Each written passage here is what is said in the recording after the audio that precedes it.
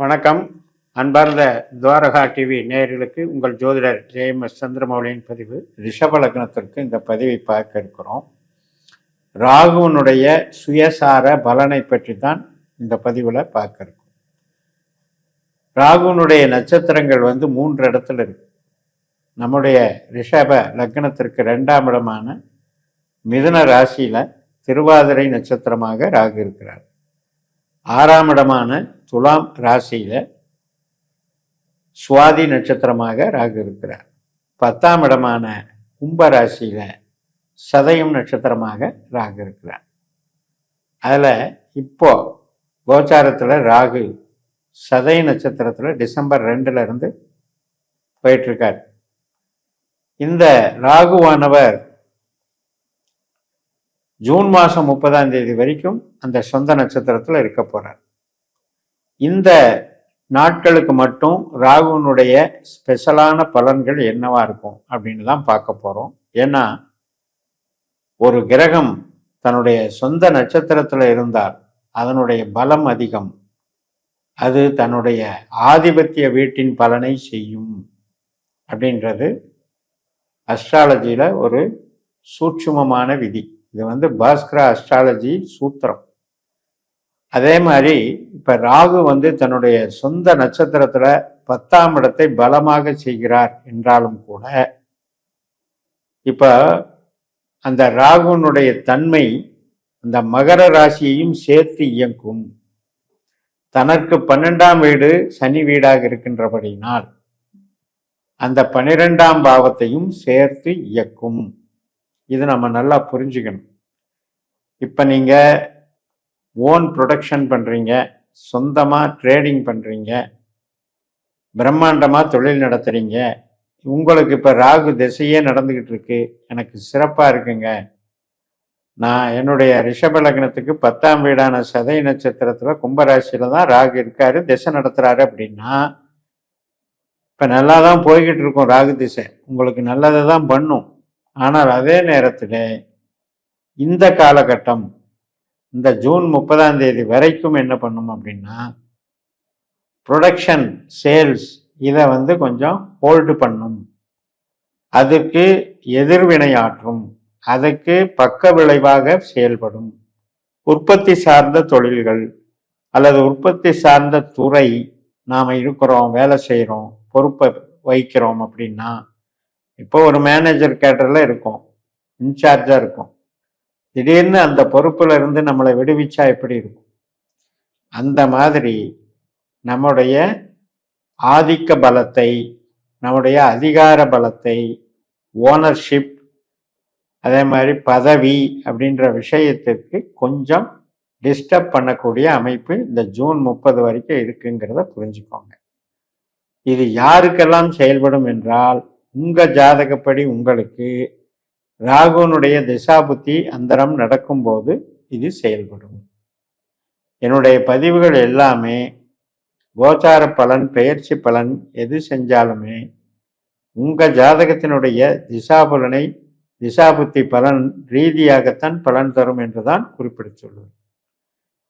அந்த வகையில அசுர பலமாக உங்களுக்கு இந்த ராகு செயல்படுகிற அதே நேரத்தில் சொந்த நட்சத்திரத்தில் செல்லக்கூடிய இந்த காலகட்டத்தில் உங்களுக்கு அது அதாவது மூளை உழைப்பு சார்ந்து உங்களுக்கு வேலை பார்க்கும். இப்ப ஒரு பெரிய கம்பெனி இருக்கு, அந்த கம்பெனியில டிசைனிங் இருக்கும், அந்த கம்பெனியில உற்பத்தி இருக்கும், சேல்ஸ் இருக்கும், அந்த கம்பெனியில டெஸ்டிங், குவாலிட்டி கண்ட்ரோல் இருக்கும். இப்படியெல்லாம் இருக்கும் பொழுது இப்போ நீங்கள் ப்ரொடக்ஷனில் இருந்தீங்க அப்படின்னா இந்த டிசைனிங்கோ டெஸ்டிங்கோ மூளை உழைப்பு ஸ்மார்ட் ஒர்க்கு சார்ந்து மாறிடுவீங்க அப்படிங்கிறத அது குறிக்குது. அப்போ இதை நாம் கொஞ்சம் எதிர்பார்த்து தான் காத்திருக்கணும். உங்களுக்கு வேற திசா புத்தி அந்தரம் நடக்குது அப்படின்னா இதை பற்றி ஒரி பண்ணிக்க வேண்டியதில்லை. அதனால் நமக்கு பணம் தரக்கூடிய கிரகம் ராகு, வேலை தரக்கூடிய வாய்ப்புகளை உருவாக்கக்கூடிய ராகு, சொந்த தொழிலை நமக்கு மிக மிக அற்புதமாக பிரம்மாண்டமாக செயல்படுத்தக்கூடிய ராகு. அதில் சந்தேகம் இல்லை. ஆனால் நாம் பிறந்த ஜாதகத்தில் அந்த ராகு இந்த 2ஆம் இடத்துக்கு பாதிப்பான ஸ்தானங்கள் அப்படிங்கிற வகையில் உட்கார்ந்துருந்தாலும், அதாவது இப்போ பார்த்தீங்கன்னா 1ஆம் இடம், 5ஆம் இடம், 9ஆம் இடம், இதில் உங்கள் ஜாதகத்தில் ராகு இருந்தார்னா அவர் பொருள் பற்றா இயங்க மாட்டார். திசை நடத்தும் போது உயிர் பற்றா தான் இயங்குவார். அப்படின்னா என்ன அப்படின்னா, அப்போ ஒரு கமிஷன் தொழில் அல்லது படிப்புக்கு நல்லது பண்ணுவார், தொழில் வருமானத்துக்கு நல்லது பண்ண மாட்டாருன்னு அர்த்தம்.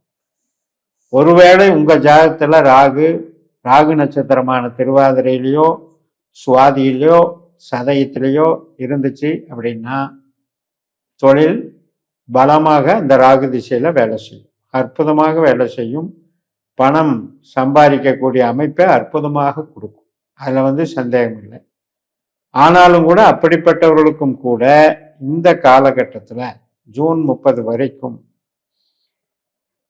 உற்பத்தி, சொந்த ஓனர்ஷிப்பு, பதவி இதுக்கெல்லாம் கொஞ்சம் டிஸ்டர்ப் பண்ணுது. அதனால் அதை கொஞ்சம் ஆய்வு பண்ணிக்கோங்க. இப்போ ஒரு மூலதனம் போட்டு புதுசாக சொந்த தொழில் பண்ணுறது இந்த காலகட்டத்தில் பண்ணக்கூடாது. பண்ணினோம்னா இம்மீடியட்டாக நமக்கு அது லாக் அவுட் ஆகிடும். அதே மூளை உழைப்பு சார்ந்து, கலைப்பணிகள் சார்ந்து, கமிஷன் வகையில் சார்ந்து, கன்சல்டிங் வகையில் சார்ந்து நீங்கள் இயங்கலாம், அதுக்கு நல்லாயிருக்கும். ஸோ இப்படி இந்த ராகுனுடைய அசுரபலம் நமக்கு வேலை செய்கிறது.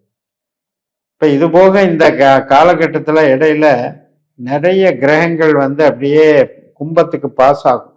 சூரியன் ஆகட்டும், செவ்வாய் ஆகட்டும், சுக்கிரன் ஆகட்டும், புதன் ஆகட்டும், இந்த 4 மாத கோள்களுமே அப்படியே கும்பராசி பாஸ் ஆகும். அதாவது பிப்ரவரி, மார்ச், அதாவது மாசி மாதம் என்று சொல்லக்கூடிய தமிழ் மாதத்தில் சூரியன் டிரான்சிட் ஆகும், செவ்வாய், சுக்கிரன், புதன் எல்லாமே அந்த ராகுவை டச் பண்ணி கடந்து போகும். அப்போ அது சம்பந்தப்பட்ட ஒரு கன்ஜக்ஷன், அந்த கிரகத்தினுடைய தாக்கம், அந்த கிரகத்தினுடைய சேர்க்கை, அது நமக்கு வேலை செய்யும். இப்போ உதாரணத்துக்கு சூரியன் ராகு அப்படின்னா அப்பா வழியில இருக்கக்கூடிய பிரச்சனை, சந்திரன் ராகு அப்படின்னா அம்மா சார்ந்த ப்ராப்ளம், செவ்வாய் ராகு அப்படின்னா சகோதர வகை, பூமி வகை, இந்த சில கருவிகள் சார்ந்த விஷயங்கள், இதுக்கெல்லாம் ஒரு ப்ராப்ளத்தை பண்ணும். சுக்கிரன் ராகு அப்படின்னா கணவன் மனைவி சார்ந்து, பெண்கள் சார்ந்து, நம்ம வீட்டில் இருக்கிற பெண்கள் சார்ந்து அது ஒரு பிரச்சனை பண்ணும். புதன் ராகு அப்படின்னா கல்வி சார்ந்த வகையிலையும், ட்ரேடிங் சம்மந்தப்பட்டதுலையும், ஷேர் மார்க்கெட் சம்மந்தப்பட்டதுலையும், அக்கௌண்ட்ஸு சம்மந்தப்பட்டதையும் கோளாறு பண்ணும். சனி ராகு அப்படின்னா தேக ஆரோக்கியத்திலையும் ஜீவனத்திலையுமே நமக்கு திடீர்னு வேலை இழப்புகள் ஏற்படுறதோ இதெல்லாம் பண்ணும். இப்போ சனி வர்றதுக்கு வாய்ப்பு இல்லை. சனி நமக்கு மீனத்துக்கு லாபத்தில் இருக்கார், அதனால் அது வாய்ப்பு இல்லை. அப்போ நம்ம இந்த மாத கோள்களை செவ்வாய், சூரியன், புதன், சுக்கிரனை எல்லாம் நம்ம இப்படி கணக்கு பார்த்தோம். உங்கள் ஜாதகத்தில் ராகு திசை நடக்குது அப்படின்னா மற்ற கிரகங்கள் ஒரே நட்சத்திரத்தில், ராகு நிற்கிற நட்சத்திரத்திலேயே சேர்ந்திருந்தால்தான் கிரக சேர்க்கையாக நீங்கள் எடுத்துக்கோங்க. ஒரு வீட்டில் இருக்குங்கிறதுக்காக ராகு சேர்ந்துருச்சு அப்படின்னு எடுத்துக்க வேண்டியதில்லை.